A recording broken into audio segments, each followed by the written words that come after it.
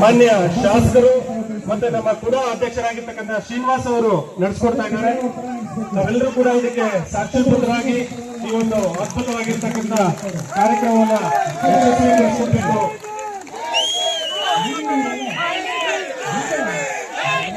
Doctor B R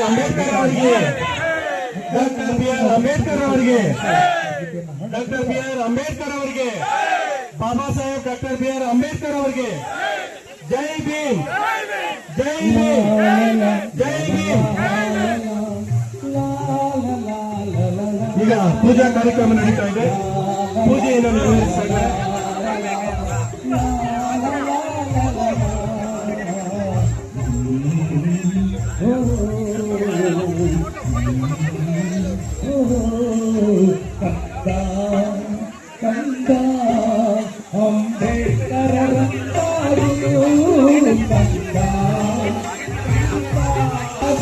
ಅದೇ ರೀತಿಯಾಗಿ ನಮ್ಮ ನಗರಾಭಿವೃದ್ಧಿ ಪ್ರಾಧಿಕಾರದ ಅಧ್ಯಕ್ಷರಾಗಿರ್ತಕ್ಕಂಥ ಶ್ರೀನಿವಾಸ್ ಅವರು ಕೂಡ ಉಪಸ್ಥಿತಿದ್ದಾರೆ. ಜೊತೆಗೆ ನಮ್ಮ ನಗರಸಭೆ ಆಯುಕ್ತರಾಗಿರ್ತಕ್ಕಂಥ ಶ್ರೀಧರ್ ಸರ್ ಅವರು ಕೂಡ ಉಪಸ್ಥಿತರಿದ್ದಾರೆ. ಜೊತೆಗೆ ನಮ್ಮ ಕೂಡ ಆಯುಕ್ತರಾಗಿರ್ತಕ್ಕಂಥ ಧರ್ಮೇಂದ್ರ ಸರ್ ಅವರು ಉಪಸ್ಥಿತರಿದ್ದಾರೆ. ಜೊತೆಗೆ ನಮ್ಮ ಕೆಜಿಎಫ್ ಕ್ಷೇತ್ರ ಶಿಕ್ಷಣ ಅಧಿಕಾರಿಗಳಾಗಿರ್ತಕ್ಕಂಥ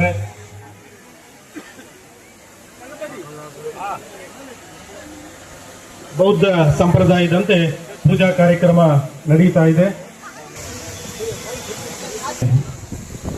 ಅನಾವರಣ ಒಂದು ಕಾರ್ಯಕ್ರಮಕ್ಕೆ, ಪ್ರತಿಷ್ಠಾಪನೆ ಕಾರ್ಯಕ್ರಮಕ್ಕೆ ನಮ್ಮ ಕೆಜಿಎಫ್ ಪೊಲೀಸ್ ಜಿಲ್ಲೆಯ ಮಾನ್ಯ ಪೊಲೀಸ್ ವರಿಷ್ಠಾಧಿಕಾರಿಗಳಾಗಿರ್ತಕ್ಕಂಥ ಸಾಹೇಬರು ಬಂದಿದ್ದಾರೆ. ಅವರಿಗೆ ಈ ಒಂದು ಪೂಜಾ ಕಾರ್ಯಕ್ರಮಕ್ಕೆ ಆತ್ಮೀಯವಾಗಿರ್ತಕ್ಕಂಥ ಸ್ವಾಗತವನ್ನು ಬಯಸ್ತಾ ಇದ್ದೇವೆ. ಪೂಜಾ ಕಾರ್ಯಕ್ರಮಕ್ಕೆ ಅವರು ಕೂಡ ಸಾಕ್ಷೀಭೂತರಾಗ್ತಾ ಇದ್ದಾರೆ. ಬೌದ್ಧ ಸಂಪ್ರದಾಯದಂತೆ ಬೌದ್ಧ ಭಿಕ್ಷುಗಳ ಮುಖಾಂತರ ಈ ಪೂಜಾ ಕಾರ್ಯಕ್ರಮ ನೆರವೇರ್ತಾ ಇದೆ. ಸರ್ ಅವರು ಇದೀಗ ನಮ್ಮ ಮಾನ್ಯ ಪೊಲೀಸ್ ವರಿಷ್ಠಾಧಿಕಾರಿಗಳಾಗಿರ್ತಕ್ಕಂಥ ಶಿವಾಂಶು ರಜಪೂತ್ ಸರ್ ಅವರು ಪೂಜಾ ಕಾರ್ಯಕ್ರಮ ನಡೆಸಿಕೊಡ್ತಾ ಇದ್ದಾರೆ. ರೂಪಕಲಾ ಶಶಿಧರ್ ಮೇಡಮ್ನವರು ದಯವಿಟ್ಟು ಬೇರೆ ಯಾರು ದಯವಿಟ್ಟು ಬೇರೆ ಯಾರು ಬೇಡ.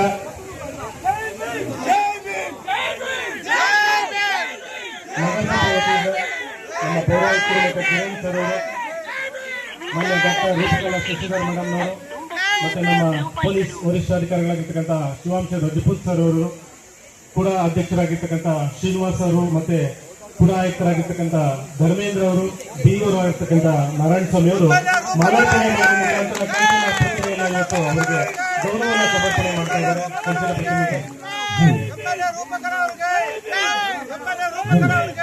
ಕೆಜಿಎಫ್ ನಗರಕ್ಕೆ ಈ ದಿನ ಒಂದು ಸಂತಸದ ದಿನ ಅಂತಾನೆ ಹೇಳ್ಬೋದು. ಯಾಕೆಂದ್ರೆ ಬಹಳ ದಿನಗಳಿಂದ ಎಲ್ಲರ ಒಂದು ಕೆಜಿಎಫ್ ನಾಗರಿಕರ ಬಹಳಷ್ಟು ದಲಿತ ಪರ ಸಂಘಟನೆಗಳ ಒಂದು ಕನಸಾಗಿತ್ತು. ಇಲ್ಲಿ ಒಂದು ಕಂಚಿನ ಪ್ರತಿಮೆಯನ್ನ ಎಲ್ಲರೂ ಕೂಡ ಒಂದು ಪ್ರತಿಷ್ಠಾಪನೆ ಮಾಡಬೇಕು ಅಂತಕ್ಕಂಥದ್ದು. ಈ ದಿನ ಆಗಸ್ಟ್ 5, 2026 15 ಒಳಗಡೆ, ಆಗಸ್ಟ್ 15 ಒಳಗಡೆ ಮಾಡಬೇಕು ಅಂತ ಹೇಳುವ ಈ ದಿನ ಎಲ್ಲರ ಒಂದು ಆಸೆ ಏನಿತ್ತು, ಈ ಬೇಡಿಕೆಯನ್ನ ಈಡೇರಿಸಿಕೊಂಡಿದ್ದಾರೆ. ಅವರಿಗೆ ನಿಮ್ಮೆಲ್ಲರ ಪರವಾಗಿ, ಕೆಜಿಎಫ್ ತಾಲೂಕಿನ ಪ್ರತಿಯೊಬ್ಬ ನಾಗರಿಕರ ಪರವಾಗಿ, ದಲಿತ ಸಂಘಟನೆಗಳ ಪರವಾಗಿ ಅವರಿಗೆ ಹೃದಯಪೂರ್ವಕ ಧನ್ಯವಾದಗಳನ್ನು ಅರ್ಪಿಸ್ತಾ ಇದ್ದೇವೆ.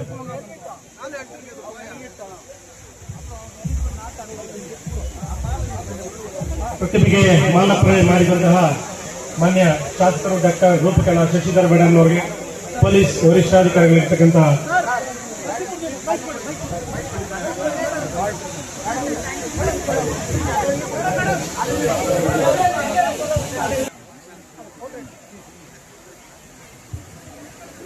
ಕೆಜಿಎಫ್ನ ಸಮಸ್ತ ಅಂಬೇಡ್ಕರ್ ಅಭಿಮಾನ ಸಂಘಕ್ಕೆ ಧನ್ಯವಾದಗಳನ್ನ ಹೇಳ್ತಾ, ಅಂಬೇಡ್ಕರ್ ವಾದಿಗಳಿಗೆ, ಅಂಬೇಡ್ಕರ್ ಸಂಘ ಸಂಸ್ಥೆಗಳಿಗೆ, ಕೆಜಿಎಫ್ನ ಸಮಸ್ತ ಅಂಬೇಡ್ಕರ್ ಅಭಿಮಾನಿಗಳಿಗೆ ಧನ್ಯವಾದಗಳನ್ನ ಹೇಳುತ್ತಾ, ಈ ಒಂದು ಶುಭ ಗಳಿಗೆಯಲ್ಲಿ ಅಂಬೇಡ್ಕರ್ ಅವರ ಪುತ್ಥಳಿಯನ್ನ ನಾವು ಲೋಕಾರ್ಪಣೆಯನ್ನ ಮಾಡಿದ್ದೀವಿ. ಬಹಳ ವರ್ಷಗಳ ಕನಸಾಗಿತ್ತು, ಪ್ರತಿಯೊಬ್ಬರ ಧ್ವನಿ ಆಗಿತ್ತಿದು. ಅಂಬೇಡ್ಕರ್ ಅವರು ಯಾವ ಕಾರ್ಮಿಕರ ನೋವನ್ನ ಕಣ್ಣೀರನ್ನ ಒರೆಸ್ಲಿಕ್ಕೆ KGFಗೆ ಟ್ರೈನ್ ಮುಖಾಂತರ ಪಾದಾರ್ಪಣೆ ಮಾಡಿರ್ತಾರೆ, ಆ ಭೂಮಿ ಸ್ಪರ್ಶ ಮಾಡಿರ್ತಾರೆ KGF ನೆಲವನ್ನ. ಇವತ್ತು ಧನ್ಯವಾಯ್ತು. ಯಾವ ಕಾರ್ಮಿಕರಿಗೆ ಧ್ವನಿ ಆಗ್ಬೇಕು, ಶಕ್ತಿ ಆಗ್ಬೇಕು, ಅವರ ನೋವಿಗೆ ಧ್ವನಿಗೂಡಿಸ್ಬೇಕು ಅಂತ ಅವರು he was a man of depressed class, labor class. ಅವರು ಅವ್ರ ಜೀವನದಲ್ಲಿ ಹೈಯೆಸ್ಟ್ ಕ್ವಾಲಿಫಿಕೇಶನ್ ಮಾಡ್ತಾರೆ. 32 ಡಿಗ್ರೀಸ್ ನ ಓದ್ತಾರೆ, 32 ಡಿಗ್ರೀಸ್ ನ ಗ್ರಾಜುಯೇಟ್ ಮಾಡ್ತಾರೆ, 4 PhD ಅನ್ನ ಮಾಡ್ತಾರೆ. ಇಡೀ ಭಾರತ ದೇಶನ ಕಂಪೇರ್ ಮಾಡಿದ್ರೆ, ಬೇರೆ ಎಷ್ಟೋ ದೇಶಗಳಿಗೆ ಕಂಪೇರ್ ಮಾಡಿದ್ರೆ ವೆಲ್ ಎಜುಕೇಟೆಡ್ ಪರ್ಸನಾಲಿಟಿ ಅಂತ ಹೇಳ್ಬೋದು. Well educated personality and he is the man of reformer, social reformer. ಯಾರನ್ನು ಸೋಷಿಯಲ್ ರಿಫಾರ್ಮರ್ ಅಂತ ಹೇಳಲ್ಲ, ಆದ್ರೆ ಇವ್ರನ್ನ ಸೋಷಿಯಲ್ ರಿಫಾರ್ಮರ್ ಅಂತ ಹೇಳ್ತಾರೆ. Is a man of depressed class, labour class, weaker section, below poverty line. ಅವರು ಪ್ರತಿಯೊಂದು ದಿನಾನು ತಪಸ್ಸು, ಅವರ ಇಡೀ ಜೀವನವನ್ನ ತಪಸ್ಸು ಮಾಡ್ತಾರೆ. ಇಡೀ ಭಾರತ ದೇಶದ ಉದ್ದಗಲಕ್ಕೂ, ಕಾಶ್ಮೀರದಿಂದ ಕನ್ಯಾಕುಮಾರಿವರೆಗೂ ಯಾರು ಶೋಷಿತ ವರ್ಗದವರಿದ್ದಾರೆ, ಯಾರು ದೀನದಲಿತರಿದ್ದಾರೆ, ಬಡವರಿದ್ದಾರೆ, ಅಸ್ಪೃಶ್ಯರಿದ್ದಾರೆ, ಅವ್ರನ್ನ ಎಲ್ಲಾರನ್ನೂ ಉದ್ಧಾರ ಮಾಡೋದಕ್ಕೋಸ್ಕರ ತನ್ನ ವಿದ್ಯೆಯನ್ನ, ಜ್ಞಾನವನ್ನ, ತಪಸ್ಸನ್ನ, ತ್ಯಾಗವನ್ನ ಮಾಡಿ ಇಡೀ ಜಗತ್ತಿಗೆ ಬೆಳಕಾಗಿ ಜ್ಞಾನ ಜ್ಯೋತಿಯಾಗಿ ಬಿಂಬಿಸ್ತಾರೆ. ಇಡೀ ಜಗತ್ತಿಗೆ ಅವರು ಯಾವುದೇ ಒಂದು ಅಧಿಕಾರದ ಸ್ವಾರ್ಥ ಅಧಿಕಾರಕ್ಕೋಸ್ಕರ ಹೋರಾಟ ಯಾವತ್ತೂ ಮಾಡಲ್ಲ. ಸ್ವಾರ್ಥ ಅಧಿಕಾರಕ್ಕೋಸ್ಕರ ಯಾವತ್ತೂ ಕೂಡ ಯಾವುದೇ ಒಂದು ಲಾಭಕ್ಕಾಗಿ ಹೋರಾಟವನ್ನ ಮಾಡಿಲ್ಲ. ಅವರು ಯಾವತ್ತೇ ಇದ್ರು ಬಡವರ ಧ್ವನಿಯಾಗಿ, ಕಾರ್ಮಿಕರ ಧ್ವನಿಯಾಗಿ, ಎಲ್ಲಿ ಅನ್ಯಾಯ ಆಗಿದೆ ಅದಕ್ಕೆ ಧ್ವನಿಯಾಗಿ ಒಂದು ಕಾನ್ಸ್ಟಿಟ್ಯೂಷನಲ್ ಏನ್ ಹೇಳ್ತಾರೆ, ಕಾನ್ಸ್ಟಿಟ್ಯೂಷನ್ ನ ಬರಿಬೇಕಾದಾಗ ತುಂಬಾ ಸಮಯ ತಗೊಳುತ್ತೆ. ತುಂಬಾ ಸಮಯ ಯಾಕೆ ತಗೊಳುತ್ತೆ ಅಂದ್ರೆ, ಇಡೀ ಭಾರತ ದೇಶದಲ್ಲಿ ಏನೆಲ್ಲ ಅವತ್ತಿನ ಕಾಲಕ್ಕೆ ಸಮಸ್ಯೆಗಳಿರುತ್ತೆ ಅದನ್ನ ಎಳೆಯಾಗಿ ಬಿಚ್ಚಿಡ್ಬೇಕಾದಾಗ ಕಾನ್ಸ್ಟಿಟ್ಯೂಷನ್ ಪ್ರತಿ ಇಂಡಿವಿಜುವಲ್ಗೂ ಶಕ್ತಿ ಆಗ್ಬೇಕು ಅನ್ನುವಂಥದ್ದು ದೂರದೃಷ್ಟಿಯಾಗಿರುತ್ತೆ. ಏನು ಪ್ರತಿಯೊಬ್ಬ ಪ್ರಜೆನ ರಕ್ಷಣೆ ಮಾಡುವಂತ ಸಂವಿಧಾನವನ್ನ, ಪುಸ್ತಕವನ್ನ, ಭಗವದ್ಗೀತಾ ಅಷ್ಟು ಪವಿತ್ರವಾಗಿರುವಂತ ಕಾನ್ಸ್ಟಿಟ್ಯೂಷನ್ ಅನ್ನ ಅವರು ಬರಿಬೇಕು ಅಂತಂದ್ರೆ ಅವರು ತಪಸ್ಸನ್ನ ಮಾಡಬೇಕಾಗತ್ತೆ. ಅವರ ಇಡೀ ಜೀವನವನ್ನ ಅಸ್ಪೃಶ್ಯರಿಗೋಸ್ಕರ, ಬಡವರಿಗೋಸ್ಕರ, ವಿದ್ಯಾರ್ಥಿಗಳಿಗೋಸ್ಕರ, ಮಹಿಳೆಯರಿಗೋಸ್ಕರ, ವಿಶೇಷವಾಗಿ ಕಾರ್ಮಿಕರಿಗೋಸ್ಕರ ಮುಡುಪಾಗಿರ್ತಾರೆ. ಅವರ ವಿದ್ಯೆಯನ್ನ ಸಮರ್ಪಣೆ ಮಾಡ್ತಾರೆ. ಯಾವುದೇ ಒಂದು ಅಧಿಕಾರಕ್ಕಾಗ್ಲಿ, ಯಾವುದೇ ಒಂದು ಸ್ವಾರ್ಥ ಸಾಧನೆಗಾಗಿ ಅವರ ವಿದ್ಯೆಯನ್ನ ಒಂದೇ ಒಂದು ದಿನ ಸ್ವಾರ್ಥವಾಗಿ ಬಳಸ್ಕೊಳ್ಳಲ್ಲ. ಸದ್ಬಳಕೆ ಏನಾದ್ರೂ ಆಗಿದ್ರೆ ಇಡೀ ಜಗತ್ತನ್ನ ಉದ್ಧಾರ ಮಾಡ್ಲಿಕ್ಕೆ ಸದ್ಬಳಕೆಯನ್ನ ಮಾಡಿದ್ದಾರೆ. ಅಂಥ ಒಂದು ಮಹಾತ್ಮರನ್ನ ನಾವು ಇವತ್ತು ನಗರಸಭೆಯ ಮುಂಭಾಗದಲ್ಲಿ ಅವರ ಪುಸ್ತಕವನ್ನ ಲೋಕಾರ್ಪಣೆ ಮಾಡಿದೀವಿ, ಅನಾವರಣ ಮಾಡಿದೀವಿ. ಅದಕ್ಕೆ ನೀವೆಲ್ಲ ಸಾಕ್ಷಿ ಆಗಿದ್ದೀರಾ. ಯಾವ KGF ನಗರದಲ್ಲಿ ಬೆಳಕಾಗ್ಬೇಕು, ಕಾರ್ಮಿಕರಿಗೆ ಶಕ್ತಿ ಆಗ್ಬೇಕು, ಸಂಘಟನೆಗಳ ಧ್ವನಿ ಆಗ್ಬೇಕು ಅಂತ ಅವರು ಎಂದೂ ಕೂಡ ಭಾಷಣದಲ್ಲಿ ಯಾರನ್ನ ಗೆಲ್ಲಲ್ಲ. ಅವರು ಪ್ರತಿ ಹಂತದಲ್ಲೂ ಪ್ರತಿಯೊಬ್ಬ ವ್ಯಕ್ತಿಗೆ, ಅನ್ಯಾಯ ನಡೆಯುವಂತ ವ್ಯಕ್ತಿಗೆ ಧ್ವನಿಯಾಗಿ ನಿಲ್ಲಕ್ಕೆ, ಪ್ರತಿ ಹಂತದಲ್ಲೂ ಇಡೀ ದೇಶನ ಸುಭದ್ರವಾಗಿ ಕಟ್ಟಲಿಕ್ಕೆ ಕಾನ್ಸ್ಟಿಟ್ಯೂಷನ್ ಮುಖಾಂತರ ಪ್ರತಿಯೊಬ್ಬ ವಿದ್ಯಾರ್ಥಿಯಲ್ಲೂ, ಪ್ರತಿಯೊಬ್ಬ ಸಂಘಟನೆಕಾರರಲ್ಲೂ ಅಂಬೇಡ್ಕರ್ ತತ್ವಗಳನ್ನ ಬೋಧಿಸುವವರ ಹತ್ರ ಮತ್ತೆ ಅವರನ್ನ ಪರಿಪಾಲನೆ ಮಾಡುವವರ ಹತ್ರ ಅವರು ಶಕ್ತಿಯಾಗಿ ನಿಲ್ಲುವಂತ ಪ್ರಯತ್ನ ಮಾಡ್ತಾರೆ. ಯಾವುದೇ ಒಂದು ವಿಚಾರಗಳನ್ನ ತಗೊಂಡಾಗ ಸ್ವಾರ್ಥ ವಿಚಾರಣೆ ಎಲ್ಲಿರುತ್ತೆ ಅಲ್ಲಿ ನಾವು ಅಂಬೇಡ್ಕರ್ ಅವರನ್ನ ಗುರುತಿಸಬಹುದು. ಸಮಾಜದ ಮುಖ್ಯವಾಗಿ ಕೆಲಸ ಮಾಡಿದ್ದಾರೆ. ಅದಕ್ಕೆ ಅವ್ರನ್ನ ಸೋಷಿಯಲ್ ರಿಫಾರ್ಮಿಸ್ಟ್ ಅಂತ ಕರೀತಾರೆ. ಸೋಷಿಯಲ್ ರಿಫಾರ್ಮಿಸ್ಟ್ ಅಂದ್ರೆ ಸಮಾನತೆ ಅಂತ. ಹಿಂದೆ ನಾವು ಕಾರ್ಮಿಕರಿಗೆ ಟೈಮಿಂಗ್ಸ್ ಇರಲ್ಲ, 12 hours ಮೇಲೆ ಕೆಲಸ ಮಾಡ್ತಾ ಇರ್ತಾರೆ. ಕಾರ್ಮಿಕ ವರ್ಗದವರು, ಲೇಬರ್ ಕ್ಲಾಸ್ ಅನ್ನೋರಿಗೆ 12 to 14 hours ಇರುತ್ತೆ. ನಮ್ಮ ದೇಶದಲ್ಲೇ ಅಲ್ಲ, ಬೇರೆ ದೇಶದಲ್ಲೂ ಕೂಡ. ಫಸ್ಟ್ ಮ್ಯಾಗ್ನಾ ಕಾರ್ಟಾ ಅನ್ನುವಂತ ಸಂವಿಧಾನನ ಫಾಲೋ ಮಾಡ್ತಾ ಇದ್ರು. ಬೇರೆ ಕಂಟ್ರೀಸ್ ಯಾವ್ದು ಮಾಡ್ತಾ ಇದ್ರು ಅಂದ್ರೆ, ಆಮೇಲೆ ಅಮೆರಿಕ ಆಗಿರ್ಲಿ, ಅದಕ್ಕಿಂತ ಮುಂಚೆ ಬೇರೆ ಕಂಟ್ರೀಸ್, ಅಮೆರಿಕನ್ ಕಂಟ್ರೀಸ್ ಜೊತೆಯಲ್ಲಿ ಬೇರೆ ಬೇರೆ countries 500 years, 600 years, 700 years before constitution Magna Carta ಅಂತ ಒಂದು ಅವ್ರದೇ ಆದ ಪ್ರಿನ್ಸಿಪಲ್ಸ್ ಎಥಿಕ್ಸ್ ನ ಫಾಲೋ ಮಾಡ್ತಾ ಇದ್ರು. ಅದ್ರಲ್ಲಿ ಈಕ್ವಾಲಿಟಿ ಇರಲಿಲ್ಲ, ಸೋಶಾಲಿಟಿ ಇರಲಿಲ್ಲ, ಈಕ್ವಲ್ ರೆಪ್ರೆಸೆಂಟೇಷನ್ಸ್ ಇರಲಿಲ್ಲ, ಈಕ್ವಲ್ ಪೇ ಇರಲಿಲ್ಲ. ಇಂಥದನ್ನೆಲ್ಲ ಪದೇ ಪದೇ ಅವರ ವಿಚಾರಣೆ ಮಾಡಿ ಬೇರೆ ದೇಶದಲ್ಲಿ ಆಗಿರುವಂತ ಲೋಪದೋಷಗಳು, ಆಮೇಲೆ ಲೇಬರ್ ರೆವಲ್ಯೂಷನ್, ಏನಕ್ಕೆ ರೆವಲ್ಯೂಷನ್ಸ್ ಆಗ್ತಾ ಇತ್ತು ಬೇರೆ ಕಂಟ್ರಿಯಲ್ಲಿ, ಲೇಬರ್ ರೆವಲ್ಯೂಷನ್ಸ್ ಆಗಕ್ಕೆ ಏನ್ ಕಾರಣ, ಇಂಥದನ್ನೆಲ್ಲ ಬಹಳ ಸುದೀರ್ಘವಾಗಿರುವಂತ ಚರ್ಚೆ ಮಾಡಿ ಅವರ ಅಧ್ಯಯನ ಮಾಡಿ ಕೊನೆಗೆ ಭಾರತ ದೇಶಕ್ಕೆ ಪವಿತ್ರವಾಗಿರುವಂತ ಸಂವಿಧಾನವನ್ನ ಮಾಡ್ತಾರೆ. ಆ ಸಂವಿಧಾನ ಕಾನ್ಸ್ಟಿಟ್ಯೂಟ್ ಮಾಡುವಾಗ ಎಲ್ಲ ಸಮಾಜದ ಗಣ್ಯರು ಕೂಡ ಭಾಗವಹಿಸ್ತಾರೆ, ಎಲ್ಲ ಸಮಾಜದ ಗಣ್ಯರು ಪ್ರೋತ್ಸಾಹಿಸ್ತಾರೆ, ಗೌರವಿಸ್ತಾರೆ. ಭಾರತದ ಪ್ರತಿಯೊಬ್ಬ ಪ್ರಜೆಗೆ ಸಂವಿಧಾನ ಶಕ್ತಿ ಆಗತ್ತೆ, ಧ್ವನಿ ಆಗತ್ತೆ. ಅದಾದ್ಮೇಲೆ ಅವಕಾಶವನ್ನ ತಂದುಕೊಡುತ್ತೆ. ಭಾರತದ ಪ್ರತಿಯೊಂದು ಪ್ರಜೆಗೆ ಅವಕಾಶ ಏನಾದ್ರೂ ಕೊಡುತ್ತೆ, ಲಿಬರ್ಟಿ ಆಫ್ ರೈಟ್ಸ್ ಅಂತ ಏನಾದ್ರೂ ಕೊಡುತ್ತೆ ಅಂದ್ರೆ ಅದು ಸಂವಿಧಾನ ಮಾತ್ರ ಅನ್ನುವಂಥದ್ದನ್ನ ಪದೇ ಪದೇ ಎತ್ತಿ ಹಿಡಿಯುವಂತ ಮಾಡುತ್ತೆ. KGF ಅಲ್ಲಿ ನಾವು ಏನೇ ಮಾಡಿದ್ರು ಅಂಬೇಡ್ಕರ್ ಅವರಿಗೆ ಸೇವೆ ಮಾಡಿರುವಂತದನ್ನ ಮಾತ್ರ ಅರ್ಥ ಮಾಡ್ಕೋಬೇಕು.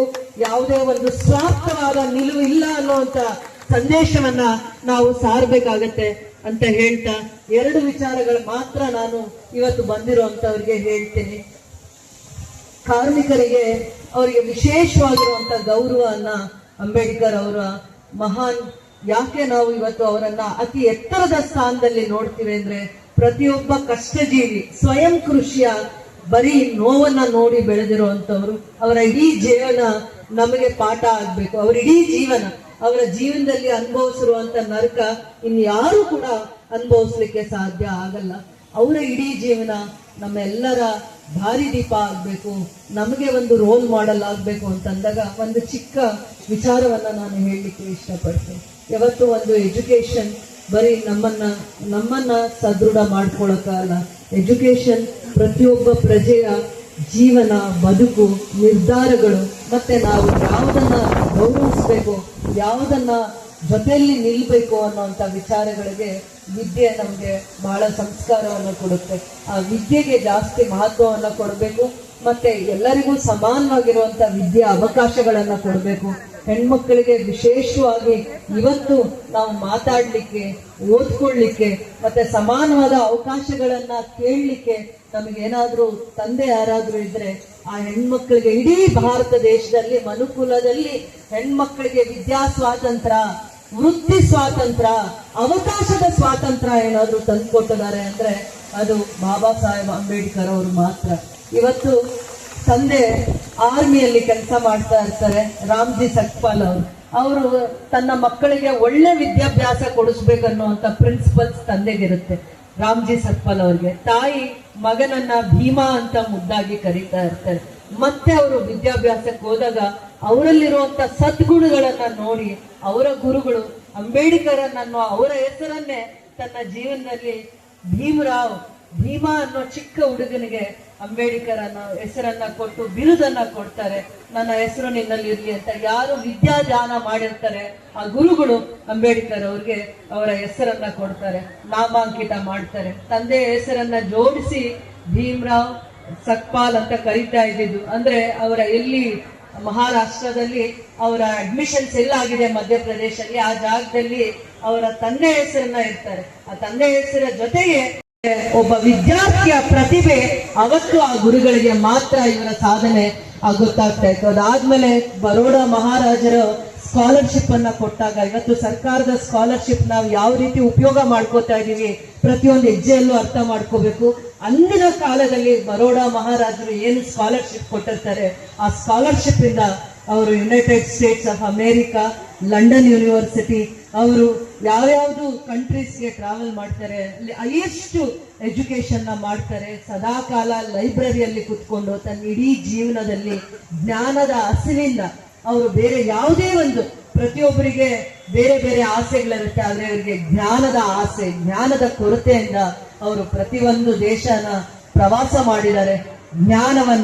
ಜ್ಞಾನದ ಹಸಿವಿಂದ ಬೇರೆ ದೇಶಗಳಿಗೆ ಪ್ರವಾಸ ಮಾಡಿದ್ದಾರೆ. ಜ್ಞಾನದ ಮಹತ್ವವನ್ನ ಅರಿತಾರೆ, ದೇಶಕ್ಕೆ ಜ್ಞಾನದ ಜ್ಯೋತಿಯಾಗಿ ಬೆಳಗ್ತಾರೆ ಅಂತ ಹೇಳಕ್ಕೆ ಇಷ್ಟಪಡ್ತೀನಿ. ಅಂತವರ ಸೇವೆಯ ಒಂದೇ ಒಂದು ಗುಣವನ್ನ ನಾನು ಮೈಗೂಡಿಸ್ಕೊಂಡಾಗ ನನಗೆ ಅರ್ಥ ಆಗಿದ್ದು, ಅನುಭವ ಆಗಿದ್ದು ಒಂದೇ ಒಂದು ವಿಚಾರ ಏನಂದ್ರೆ 1960s ಅಲ್ಲಿ 1964 ಅಲ್ಲಿ ಸರ್ಕಾರ KGF ಅಲ್ಲಿ ಮೈನಿಂಗ್ ಅಲ್ಲಿ ಕೆಲಸ ಮಾಡುವಂತ ಕಾರ್ಮಿಕರಿಗೆ 1870 ಎಕರೆ ಜಾಗ ಕೊಡ್ತಾರೆ ಪಬ್ಲಿಕ್ ಸೆಕ್ಟರ್ಸ್ಗೆ ಅಂತ ಸರ್ಕಾರ. ಅವತ್ತಿನ ಸರ್ಕಾರ 1870 ಏಕರ್ಸ್ ಜಾಗ ಕೊಡ್ತಾರೆ. ಅದಾದ್ಮೇಲೆ ಫಸ್ಟ್ ಪಬ್ಲಿಕ್ ಸೆಕ್ಟರ್ ಬರುತ್ತೆ BML 1964 ಅಲ್ಲಿ. ಅದು ಇಡೀ 65 ಇಯರ್ಸ್ ಅಲ್ಲಿ ಉದ್ಯೋಗ ಕ್ರಾಂತಿಯನ್ನ ಕೊಟ್ಟಿರೋದು ಬರೀ 1350 ಪರ್ಮನೆಂಟ್ ಎಂಪ್ಲಾಯೀಸ್ ನ ಕೊಡ್ತಾರೆ. ಇಡೀ ದೇಶವ್ಯಾಪ್ತಿ ಉದ್ಯೋಗ ಏನಾದ್ರೂ 1850 ಏಕರ್ಸ್ ಕೊಟ್ಟಿರುವಂತ ಜಾಗದಲ್ಲಿ 1350 ಅಷ್ಟೇ ಪರ್ಮನೆಂಟ್ ಎಂಪ್ಲಾಯೀಸ್, ಕಾಂಟ್ರಾಕ್ಟ್ ಮೇಲೆ 3500 ಎಂಪ್ಲಾಯೀಸ್ಗೆ ಕೊಡ್ತಾರೆ. ಪಾರದರ್ಶಕತೆ ಬಗ್ಗೆ ನಿಮ್ಗೆ ಹೇಳ್ತಾ ಇದ್ದೀವಿ. ಅದಾದ್ಮೇಲೆ ಆಲ್ಮೋಸ್ಟ್ 65 ಇಯರ್ಸ್ ನಾವು ಏನು ಅನ್ಯುಟಿಲೈಸ್ಡ್ ಲ್ಯಾಂಡ್ BGML ಇಂದ ತಗೊಂಡಿರುವಂತ ಜಾಗದಲ್ಲಿ ಆಲ್ಮೋಸ್ಟ್ 25,000 ಎಂಪ್ಲಾಯ್ಮೆಂಟ್ ಆಪರ್ಚುನಿಟಿ ಕ್ರಿಯೇಟ್ ಮಾಡುವಂತ ಒಂದು ಸಾಧನೆ ಅವಕಾಶ ಯಾವಾಗಾಯ್ತು ಅಂದ್ರೆ ಅನ್ಯುಟಿಲೈಸ್ಡ್ ಲ್ಯಾಂಡ್ ಏನು BML ಇಂದ ನಾವು ವಾಪಸ್ ತಗೊಂಡಿದ್ವಿ ಆ 978 ಏಕರ್ಸ್ ಕಂಪನಿ, CZ ಕಂಪನಿ, ಆ ತರ ಮಲ್ಟಿ ಕಂಪನೀಸ್ ಅಲ್ಲಿ ಅಪ್ಲೈ ಮಾಡಿಕೊಂಡು ಆಲ್ಮೋಸ್ಟ್ 18 to 20,000 ಉದ್ಯೋಗ ಆಪರ್ಚುನಿಟೀಸ್, ಜಾಬ್ ಆಪರ್ಚುನಿಟೀಸ್ ಅವಕಾಶ ಮಾಡುವಂತ BML ಇಂದ ವಾಪಸ್ ತಗೊಂಡಿರುವಂತ ಅನ್ಯುಟಿಲೈಸ್ಡ್ ಲ್ಯಾಂಡ್ ಅಲ್ಲಿ 60 ಇಯರ್ಸ್ ಆದ್ಮೇಲೆ ಇಂಥ ಒಂದು ರೆವಲ್ಯೂಷನರಿ ಸ್ಟೆಪ್ ನಾವು ತಗೊಳ್ಳೋದಕ್ಕೆ ಅವಕಾಶ ಆಯಿತು. ಅದೆಲ್ಲ ಅವಕಾಶ ಪ್ರಯತ್ನ ಮಾಡಿದ್ದು ನಿಮ್ಮ ಆಶೀರ್ವಾದದಿಂದ, ನಿಮ್ಮ ಸಹಕಾರದಿಂದ. ನಿಮ್ಗೆ ಏನೇನು ಕಷ್ಟಗಳನ್ನ ನೀವು ಇಷ್ಟು ಕಾಲ ಡೈಲಿ ಟ್ರಾವೆಲರ್ಸ್ ಇರ್ಬೋದು, ಇಲ್ಲಿ ನಾವು ಓದ್ಕೊಂಡಿರುವಂತ ವಿದ್ಯಾವಂತ ಮಕ್ಕಳಿರ್ಬೋದು, ಅವರ ಪ್ರತಿಭೆಗೆ ಸಕಾಲಕ್ಕೆ ಉದ್ಯೋಗ ಸಿಗದೆ ಪ್ರತಿ ಹಂತದಲ್ಲೂ ನೋವು ತಿಂತಾ ಇದ್ದಂತ ಮಕ್ಕಳಿಗೆ ನಾನು ಯಾವ ರೀತಿ ಸೇವೆ ಮಾಡಬಹುದು ಅಂತ ಅಂದಾಗ ನನಗೆ ಸಿಕ್ಕ ಒಂದು ಚಿಕ್ಕ ಅವಕಾಶ, ಚಿಕ್ಕ ಗೋಲ್ಡನ್ ಆಪರ್ಚುನಿಟೀಸ್ ನ ನಾವು ಮುಂದಿನ ದಿನಗಳಲ್ಲಿ 20 ರಿಂದ 50 ಸಾವಿರ ಜನಕ್ಕೆ ಉದ್ಯೋಗ ಸೃಷ್ಟಿ ಮಾಡುವಂತ ನೆಲೆಯನ್ನ, ಅವಕಾಶಗಳನ್ನ, ಇನ್ಫ್ರಾಸ್ಟ್ರಕ್ಚರ್ ಅನ್ನ ನಾವು ಕ್ರಿಯೇಟ್ ಮಾಡುವಂತದ್ರಲ್ಲಿ ಸಕ್ಸಸ್. ಅದು ನಮ್ಮ ನಡೆ ಆಗ್ಬೇಕು. ಸ್ವಾರ್ಥ ನಡೆಯಿಂದ ಮಾಡ್ಲಿಲ್ಲ. ಇಲ್ಲಿನ ಮಕ್ಕಳಿಗೆ KGF ಮಕ್ಕಳು ಹೋಗಿ ಎಲ್ಲೋ ದುಡ್ಕೊಂಡು ಬರೋದಲ್ಲ. KGF ಮಕ್ಕಳಿಗೆ ಬರುವಂತ ದಿನಗಳಲ್ಲಿ IT ಕಂಪನಿ ಬರ್ಲಿ, ಸಾಫ್ಟ್ವೇರ್ ಕಂಪನಿ ಬರ್ಲಿ, ಇಂಡಸ್ಟ್ರೀಸ್ ಬರ್ಲಿ, KGF ನೆಲದಲ್ಲಿ ಉದ್ಯೋಗ ಸೃಷ್ಟಿ ಮಾಡುವಂತ ಕ್ರಾಂತಿಕಾರಿ ಹೆಜ್ಜೆಯನ್ನ ಇಡೋದ್ರಲ್ಲಿ ನನ್ನ ಸರ್ಕಾರ ನನ್ನ ಜೊತೆ ಬದ್ಧವಾಗಿತ್ತು. ಅದು ಬರೋ ದಿನಗಳಲ್ಲಿ ಅದೇ ಪ್ರಿಯಾರಿಟಿ ಆಗಿ ನಾವು KGFಗೆ ಎಷ್ಟು ಗೌರವ ಕೊಡ್ತೀವಿ, KGF ಜನತೆ ನನಗೆ ಕೊಟ್ಟ ಒಂದು ಗೋಲ್ಡನ್ ಆಪರ್ಚುನಿಟಿಯನ್ನ ನಾನು ಯಾವ ರೀತಿ ಸದ್ಬಳಕೆ ಮಾಡ್ಕೊಂಡಿದ್ದೀನಿ ಅನ್ನೋದಕ್ಕೆ ಒಂದು ಚಿಕ್ಕ ನಿದರ್ಶನ ಅಂತ ಹೇಳ್ತಾ ಇವತ್ತು ಈ ಶುಭ ಸಂದರ್ಭದಲ್ಲಿ ನಮ್ಮಕ್ಕೆ ಬಂದಿದ್ದೀರಾ, ನಿಮ್ಮೆಲ್ಲರಿಗೂ ಕೂಡ ನಾನು ಧನ್ಯವಾದಗಳನ್ನು ಹೇಳ್ತೀನಿ. ಯಾಕೆ ನಾವು ಇಷ್ಟು ಗೌರವಿಸ್ತೀವಿ ಅಂದ್ರೆ ಫಸ್ಟ್ ಪ್ರಿಯಾರಿಟಿ ಎಜುಕೇಶನ್ ಇನ್ಸ್ಟಿಟ್ಯೂಷನ್ಸ್ ಕೊಡ್ತೀವಿ. ಸರ್ಕಾರಿ ಶಾಲೆ ಇರ್ಬೋದು, ಸರ್ಕಾರಿ ಕಾಲೇಜ್ ಇರ್ಬೋದು, ಸರ್ಕಾರಿ ಇನ್ಸ್ಟಿಟ್ಯೂಷನ್ಸ್ ಯಾವ್ಯಾವ್ದಿದೆ ಅದನ್ನ ಸ್ಟ್ರೆಂಥನ್ ಮಾಡ್ತೀವಿ.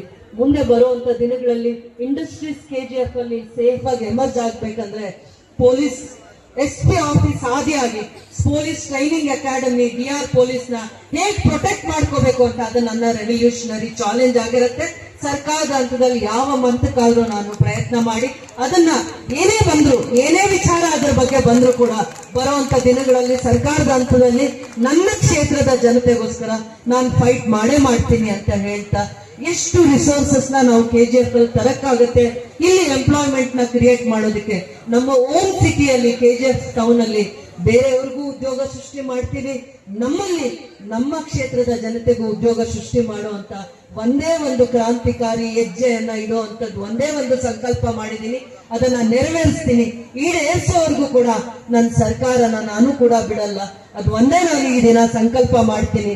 ಅದನ್ನ ಈಡೇರಿಸೋದೇ ನನ್ನ ತಪಸ್ಸಾಗಿರುತ್ತೆ ಅಂತ ಹೇಳ್ತಾ, ಅದು ಎಲ್ಲದಕ್ಕೂ ಸಾಕ್ಷಿ ನಿಮ್ಮ ಆಶೀರ್ವಾದ, ನಿಮ್ಮ ಸಹಕಾರ ಅಂತ ಹೇಳ್ತಾ, ಈ ಒಂದು ಸುಂದರವಾಗಿರುವಂತ ನೆನಪು, ಭಾವನೆ ಇವೆಲ್ಲಾನು ಕೂಡ ಈ ಆಗಸ್ಟ್ ಮಾಸ ಏನಂದ್ರೆ ಅಂಬೇಡ್ಕರ್ ಅವರು ಆಗಸ್ಟ್ 3 ಅವರಿಗೆ ವಿಶೇಷವಾಗಿರುವಂತ ದಿನ.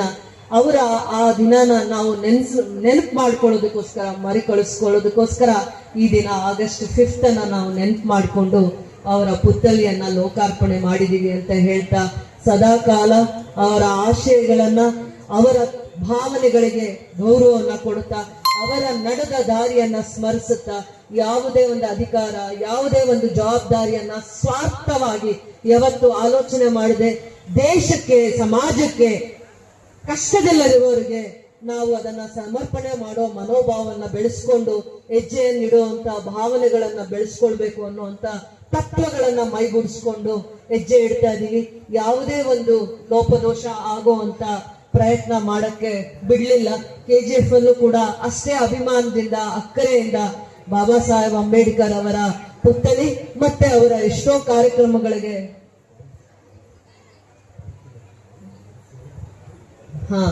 ಏನು ಇದು ಇವತ್ತು ವಿಶೇಷತೆ ಅನ್ನುವಂಥದ್ದನ್ನ ಹೇಳಲಿಲ್ಲ ಅಂತ ಹೇಳ್ತಾ ಇದ್ದಾರೆ. ಮೊದಲು ಬಾಬಾ ಸಾಹೇಬ್ ಅಂಬೇಡ್ಕರ್ ಅವರದು ಬ್ರಾನ್ಸ್ ಪ್ರತಿಮೆ ಇರಲಿಲ್ಲ, ಕಂಚಿನ ಪುತ್ಥಳಿ ಇರಲಿಲ್ಲ. ಇಡೀ KGF ಅಲ್ಲಿ ಮೊದಲನೇ ಬ್ರಾನ್ಸ್ ಪುತ್ಥಳಿ ಇದು, ಕಂಚಿನ ಪುತ್ಥಳಿ ಇದು. ಹಿಂದೆ ಇದನ್ನ ನಾವು ಬೇರೆ ರೀತಿ ಮಾಡಿರ್ತಾರೆ, ಬಹಳ ವರ್ಷಗಳ ಕಾಲ. ಅದು ನಮ್ಮ ಅವಧಿಯಲ್ಲಿ ಇರಲಿಲ್ಲ. ಇದು ಪ್ರತಿಯೊಬ್ಬ ಸಂಘಟನೆಗಾರರ ಬೇಡಿಕೆಯ ಮೇಲೆ, ಒತ್ತಾಯದ ಮೇಲೆ, ಅವರ ಭಾವನೆಗಳಿಗೆ ಗೌರವ ಕೊಟ್ಟು, ಅವರ ಆಲೋಚನೆಗಳಿಗೆ ನಾವು ಸ್ಪಂದಿಸುವಂತ ಮನಸ್ಸನ್ನ ಮಾಡಿ, ನಿಧಾನ ಆಗಿದೆ ಸತ್ಯ, ಅದನ್ನು ಒಪ್ಕೋತೀವಿ, ನಿಧಾನ ಆಗಿದೆ, ತಡ ಆಗಿದೆ, ಆದ್ರೆ ಅವರ ಆಸೆಗಳನ್ನ ಚಿಗುರುವಂತ ಎಲ್ಲಾ ಪ್ರಯತ್ನದಲ್ಲಿ ನಾವು ಯಶಸ್ವಿ ಆಗ್ತಾ ಇದೀವಿ ಅಂತ ನಾನು ಹೇಳಕ್ಕೆ ಇಷ್ಟಪಡ್ತೀನಿ. ಇದು ಒಂದು ಭೀಮ ನಮನ ಮತ್ತೆ ಪ್ರಿಯಾಂಬಲ್ ಓದೋಣ, ಅವರಿಗೆ ಪ್ರಿಯಾಂಬಲ್ ಅನ್ನ ಓದಿ ಗೌರವನ ಸಲ್ಲಿಸೋಣ ಅಂತ ಹೇಳಕ್ ಇಷ್ಟಪಡ್ತೀನಿ. ತಮ್ಮ ದೂರದೃಷ್ಟಿಯ ಮಾತುಗಳನ್ನ ಪ್ರಸ್ತಾಪಿಸಿದಂತಹ ನಮ್ಮ ಮಾನ್ಯ ಶಾಸಕರಿಗೆ ನಿಮ್ಮೆಲ್ಲರ ಪರವಾಗಿ ಧನ್ಯವಾದಗಳನ್ನ ಅರ್ಪಿಸ್ತಾ ಇದ್ದೇವೆ. ದಯವಿಟ್ಟು ಎಲ್ಲರೂ ಕೈ ಮುಂದೆ ಮಾಡಿ ನಮ್ಮ ಭಾರತ ಸಂವಿಧಾನದ ಪೀಠಿಕೆಯನ್ನು ತಾವೆಲ್ಲರೂ ಕೂಡ ತಾವು ನಿಂತಲ್ಲೇ ಈಗ ಮಾನ್ಯ ಶಾಸಕರು, ನಮ್ಮ ನಿಮ್ಮೆಲ್ಲರ ಹೆಚ್ಚಿನ ಅಭಿವೃದ್ಧಿ ಮಾನ್ಯ ಶಾಸಕರಾಗಿರ್ತಕ್ಕಂಥ ಡಾಕ್ಟರ್ ರೂಪಕಲಾ ಶಶಿಧರ್ ಮೇಡಮ್ನವರು ಪ್ರತಿಮೆಯನ್ನ ಭಾರತದ ಸಂವಿಧಾನ ಪೀಠಿಕೆ, ಭಾರತದ ಸಂವಿಧಾನ ಪೀಠಿಕೆ, ಭಾರತದ ಜನತೆಯಾದ ನಾವು, ಭಾರತದ ಜನತೆಯಾದ ನಾವು ಭಾರತವನ್ನು ಸಾರ್ವಭೌಮ ಸಮಾಜವಾದಿ ಧರ್ಮ ನಿರಪೇಕ್ಷ ಪ್ರಜಾಸತ್ತಾತ್ಮಕ ಗಣರಾಜ್ಯವನ್ನಾಗಿ ರೂಪಿಸುವುದಕ್ಕಾಗಿ ಭಾರತದ ಎಲ್ಲಾ ಪ್ರಜೆಗಳಿಗೆ ಸಾಮಾಜಿಕ ಮತ್ತು ರಾಜಕೀಯ ನ್ಯಾಯವನ್ನು ವಿಚಾರ ಮೂಡಿಸುವುದಕ್ಕೆ, ಅದ್ಭುತ ಭಾವನೆಯನ್ನು ಮೂಡಿಸಲಿಕ್ಕೆ ದೃಢ ಸಂಕಲ್ಪ ಮಾಡಿ ನಮ್ಮ ಸಂವಿಧಾನ ಸಭೆಯಲ್ಲಿ 1949ನೆಯ ಇಸವಿಯ ನವೆಂಬರ್ ತಿಂಗಳ 26ನೇ ದಿನದಂದು ಈ ಸಂವಿಧಾನವನ್ನು ನಮಗೆ ನಾವೇ ಅರ್ಪಿಸಿಕೊಂಡು ಅಂಗೀಕರಿಸಿ ಶಾಸನವಾಗಿ ವಿಧಿಸಿಕೊಂಡಿದ್ದೇವೆ. ಬೋಲೋ ಭಾರತ್ ಮಾತಾ ಕಿ.